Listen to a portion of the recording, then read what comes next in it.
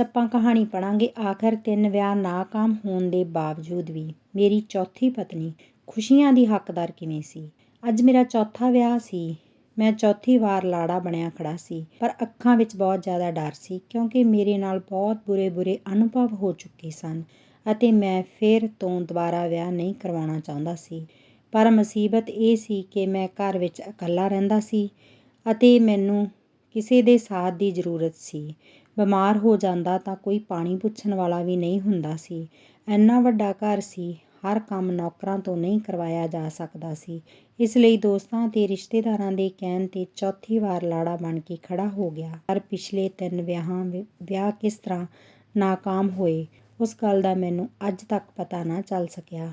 ਮੇਰੀ ਪਤਨੀ ਵਿਆਹ ਦੇ 2 ਦਿਨ ਬਾਅਦ ਹੀ ਮੈਨੂੰ ਛੱਡ ਕੇ ਚਲੀ ਗਈ।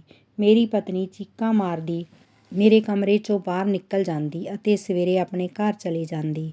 ਉਸ ਤੋਂ ਬਾਅਦ ਕੋਈ ਵੀ ਵਾਪਸ ਨਹੀਂ ਆਈ। ਵਾਪਸ ਆਇਆ ਤਾਂ ਤਲਾਕਨਾਮਾ ਅਤੇ ਇਹ ਬੇਨਤੀ ਕਿ ਤਲਾਕ ਦੇ ਕੇ ਗੱਲ ਖਤਮ ਕਰਵਾ ਦਿੱਤੀ ਜਾਵੇ। ਮੇਰੀ ਜ਼ਿੰਦਗੀ ਵਿੱਚ ਕੀ ਹੋ ਰਿਹਾ ਸੀ? ਜੇਕਰ ਇਸ ਵਾਰ ਵੀ ਮੇਰੇ ਨਾਲ ਅਜਿਹਾ ਹੀ ਹੋਣ ਵਾਲਾ ਸੀ ਤਾਂ ਮੈਂ 3 ਦਿਨ ਦਾ ਲਾੜਾ ਸੀ।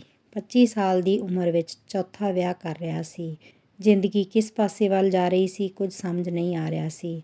ਚੌਥੀ ਪਤਨੀ ਵੀ ਬਹੁਤ ਹੀ ਜ਼ਿਆਦਾ ਪਿਆਰੀ ਅਤੇ ਸਮਝਦਾਰ ਸੀ, ਪੜ੍ਹੀ ਲਿਖੀ ਸੀ। ਮੈਂ ਸੋਚਿਆ ਕਿ ਪੜ੍ਹੀਆਂ ਲਿਖੀਆਂ ਕੁੜੀਆਂ ਤਾਂ ਵੈਸੇ ਵੀ ਬਹੁਤ ਤੇਜ਼ ਹੁੰਦੀਆਂ ਹਨ। ਉਹਨਾਂ ਕੋਲ ਹਰ ਸਵਾਲ ਦਾ ਜਵਾਬ ਹੁੰਦਾ ਹੈ। ਪਤਾ ਨਹੀਂ ਉਹ ਮੇਰੇ ਨਾਲ ਕੀ ਕਰੇਗੀ ਜਾਂ ਪਤਾ ਨਹੀਂ ਮੈਂ ਉਸ ਨਾਲ ਕੀ ਕਰਾਂਗਾ। ਕੀ ਉਹ ਮੈਨੂੰ ਛੱਡ ਕੇ ਭੱਜ ਜਾਵੇਗੀ ਜਾਂ ਸਮਝਦਾਰੀ ਨਾਲ ਮੇਰਾ ਸਾਥ ਨਿਭਾਵੇਗੀ। ਡਾਕਟਰ ਦੇ ਕੋਲ ਗਿਆ ਸੀ। ਡਾਕਟਰ ਨੇ ਕਿਹਾ ਕਿ ਸਭ ਕੁਝ ਠੀਕ ਹੈ, ਤੁਹਾਡੇ ਨਾਲ ਤਾਂ ਕੋਈ ਮਸਲਾ ਹੀ ਨਹੀਂ ਹੈ। ਫਿਰ ਮੇਰੀ ਪਤਨੀ ਮੇਰੇ ਕੋਲ 2 ਦਿਨ ਤੋਂ ਜ਼ਿਆਦਾ ਕਿਉਂ ਨਹੀਂ ਰਹਿੰਦੀ।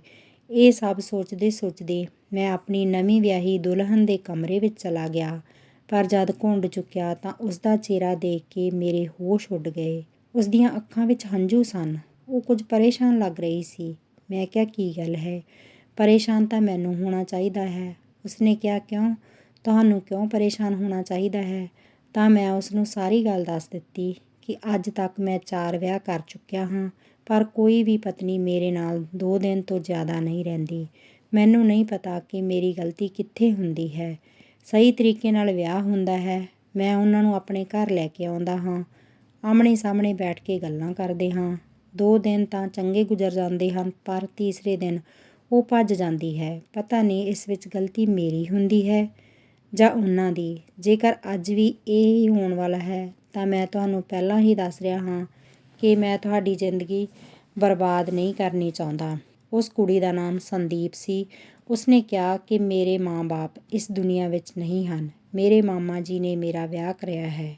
ਉਹਨਾਂ ਨੇ ਮੈਨੂੰ ਪਹਿਲਾਂ ਹੀ ਦੱਸ ਦਿੱਤਾ ਸੀ ਕਿ ਉਸ ਮੁੰਡੇ ਦੇ ਪਹਿਲਾਂ 3 ਵਿਆਹ ਹੋ ਚੁੱਕੇ ਹਨ, ਪਰ ਕੋਈ ਵੀ ਪਤਨੀ ਨਾਲ ਨਹੀਂ ਰਹੀ ਅਤੇ ਬੱਚੇ ਵੀ ਨਹੀਂ ਹਨ। ਇਸ ਲਈ ਮੈਂ ਵਿਆਹ ਲਈ ਹਾਂ ਕਰ ਦਿੱਤੀ।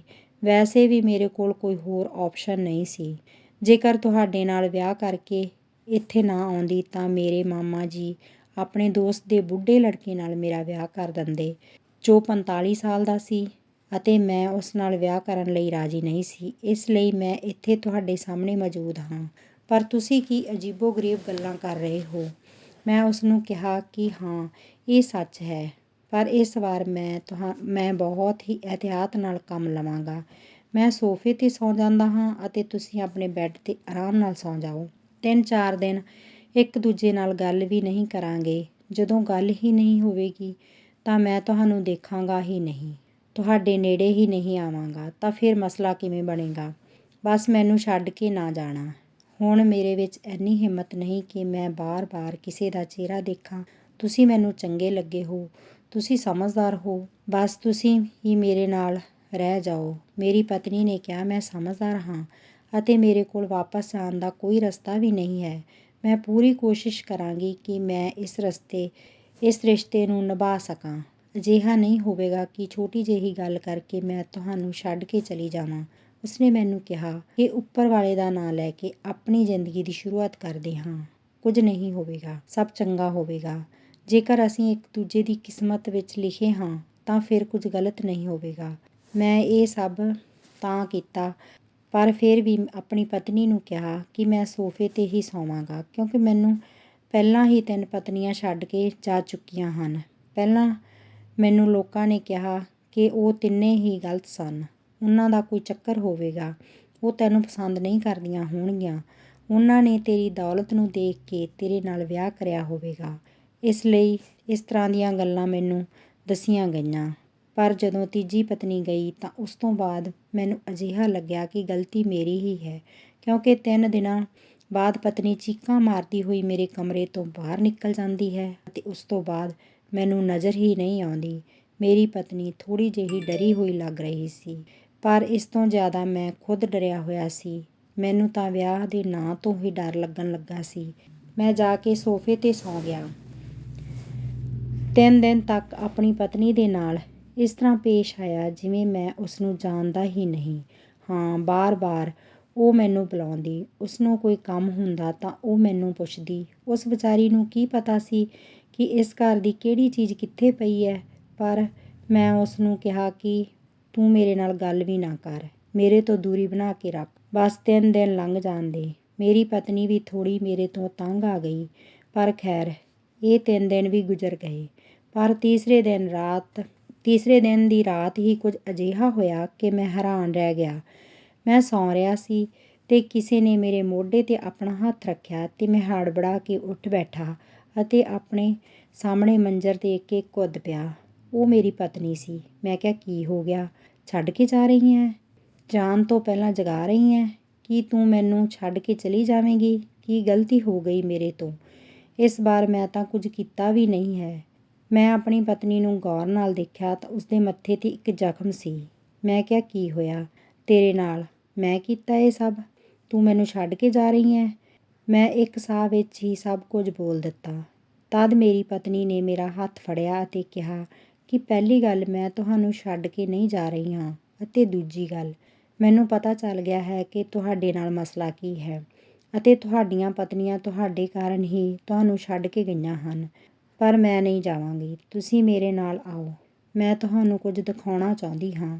ਉਸਨੇ ਮੈਨੂੰ ਆਪਣੇ ਕੋਲ ਬਿਠਾਇਆ ਅਤੇ ਮੋਬਾਈਲ ਦੀ ਸਕਰੀਨ ਮੇਰੇ ਵੱਲ ਕੀਤੀ। ਉਸ ਵਿੱਚ ਸ਼ਾਇਦ ਕੋਈ ਵੀਡੀਓ ਬਣਾਈ ਹੋਈ ਸੀ ਜੋ ਉਹ ਮੈਨੂੰ ਦਿਖਾਉਣਾ ਚਾਹੁੰਦੀ ਸੀ। ਵੀਡੀਓ ਦੇਖ ਕੇ ਮੇਰੇ ਪੈਰਾਂ ਹੇਠੋਂ ਜ਼ਮੀਨ ਖਿਸਕ ਗਈ ਅਤੇ ਮੱਥੇ 'ਤੇ ਪਸੀਨਾ ਆ ਗਿਆ। ਅਸਲ ਵਿੱਚ ਵੀਡੀਓ ਵਿੱਚ ਇਹ ਨਜ਼ਰ ਆ ਰਿਹਾ ਸੀ ਕਿ ਅਚਾਨਕ ਮੈਨੂੰ ਕੋਈ ਦੌਰਾ ਪਿਆ। ਮੈਂ ਪਾਗਲਾਂ ਦੀ ਤਰ੍ਹਾਂ ਚੀਜ਼ਾਂ ਚੱਕ-ਚੱਕ ਕੇ ਮਾਰ ਰਿਹਾ ਸੀ ਅਤੇ ਫਿਰ ਆਪਣੀ ਪਤਨੀ ਦਾ ਪਿੱਛਾ ਕਰਨ ਲੱਗਿਆ। ਫਿਰ ਸ਼ਾਇਦ ਮੇਰੀ ਪਤਨੀ ਜ਼ਮੀਨ 'ਤੇ ਡਿੱਗ ਪਈ ਅਤੇ ਭੱਜਦੀ ਹੋਈ ਕਮਰੇ ਤੋਂ ਬਾਹਰ ਨਿਕਲ ਗਈ। ਫਿਰ ਅਸੀਂ ਦੋਵੇਂ ਹੀ ਵੀਡੀਓ ਤੋਂ ਗਾਇਬ ਹੋ ਗਏ। ਪਰ ਫਿਰ ਉਹ ਵਾਪਸ ਆਪਣੇ ਕਮਰੇ ਵਿੱਚ ਆਈ ਅਤੇ ਮੈਂ ਜਦ ਆਪਣੇ ਆਪ ਨੂੰ ਦੇਖਿਆ ਤਾਂ ਹੈਰਾਨ ਰਹਿ ਗਿਆ ਕਿ ਮੈਂ ਕਿਸ ਤਰ੍ਹਾਂ ਅਜੀਬੋ-ਗਰੀਬ ਤਰੀਕੇ ਨਾਲ ਪੇਸ਼ ਆ ਰਿਹਾ ਸੀ। ਉਸ ਤੋਂ ਬਾਅਦ ਵੀਡੀਓ ਬੰਦ ਹੋ ਗਈ। ਮੈਂ ਆਪਣੀ ਪਤਨੀ ਨੂੰ ਦੇਖਿਆ ਅਤੇ ਕਿਹਾ ਕਿ ਇਹ ਸਭ ਮੈਂ ਕੀਤਾ ਹੈ। ਤਾਂ ਉਸਨੇ ਕਿਹਾ ਕਿ ਤੁਹਾਨੂੰ ਇੱਕ ਬਿਮਾਰੀ ਹੈ ਜਿਸ ਦੇ ਵਿੱਚ ਤੁਹਾਨੂੰ ਦੌਰੇ ਪੈਂਦੇ ਹਨ। ਮੈਂ ਉਸ ਬਿਮਾਰੀ ਦੇ ਬਾਰੇ ਵਿੱਚ ਜ਼ਿਆਦਾ ਤਾਂ ਨਹੀਂ ਪੜ੍ਹਿਆ, ਪਰ ਕਾਲਜ ਵਿੱਚ ਥੋੜ੍ਹਾ ਬਹੁਤਾ ਪੜ੍ਹਿਆ ਸੀ, ਇਸ ਲਈ ਮੈਨੂੰ ਅੰਦਾਜ਼ਾ ਹੋ ਗਿਆ ਹੈ। ਮੈਂ ਕਿਹਾ ਕਿ ਇਹ ਜ਼ਖਮ ਤਾਂ ਤੈਨੂੰ ਮੇਰੇ ਕਰਕੇ ਹੀ ਲੱਗਿਆ ਹੈ ਨਾ? ਇਸ ਦਾ ਮਤਲਬ ਮੈਂ ਪਾਗਲ ਹਾਂ। ਮੇਰੀ ਪਤਨੀ ਨੇ ਕਿਹਾ ਕਿ ਨਹੀਂ, ਤੁਸੀਂ ਪਾਗਲ ਨਹੀਂ ਹੋ। ਤੁਹਾਡਾ ਇਲਾਜ ਹੋ ਸਕਦਾ ਹੈ। ਅਸੀਂ ਡਾਕਟਰ ਕੋਲ ਜਾਵਾਂਗੇ ਅਤੇ ਮੈਂ ਤੁਹਾਨੂੰ ਛੱਡ ਕੇ ਨਹੀਂ ਜਾਵਾਂਗੀ। ਅਸੀਂ ਡਾਕਟਰ ਕੋਲ ਗਏ। ਡਾਕਟਰ ਨੇ ਵੀ ਕੁਝ ਅਜਿਹਾ ਹੀ ਦੱਸਿਆ। ਉਸਨੇ ਕਿਹਾ ਕਿ ਇਹ ਬਿਮਾਰੀ ਕਿਸੇ ਨੂੰ ਵੀ ਹੋ ਸਕਦੀ ਹੈ। ਇਹ ਬਿਮਾਰੀ ਜ਼ਿਆਦਾਤਰ ਔਰਤਾਂ ਨੂੰ ਹੁੰਦੀ ਹੈ। ਇਸ ਦਾ ਨਾਮ ਹਿਸਟੀਰੀਆ ਹੈ, ਪਰ ਇਹ ਮਰਦਾਂ ਨੂੰ ਵੀ ਹੋ ਜਾਂਦੀ ਹੈ, ਤੁਹਾਨੂੰ ਵੀ ਹੈ ਅਤੇ ਇਸ ਦੀ ਕੋਈ ਵਜ੍ਹਾ ਨਹੀਂ ਹੁੰਦੀ। ਆਪਣੇ ਦਿਮਾਗ ਵਿੱਚ ਚੰਗੀਆਂ ਗੱਲਾਂ ਸੋਚੋ। ਅਸੀਂ ਤੁਹਾਨੂੰ ਦਵਾਈ ਦੇਵਾਂਗੇ ਅਤੇ ਪਤਨੀ ਦੇ ਨਾਲ ਰਹੋ। ਤੁਹਾਨੂੰ ਪਿਆਰ ਦੀ ਜ਼ਰੂਰਤ ਹੈ ਅਤੇ ਤੁਸੀਂ ਬਿਲਕੁਲ ਠੀਕ ਹੋ ਜਾਓਗੇ।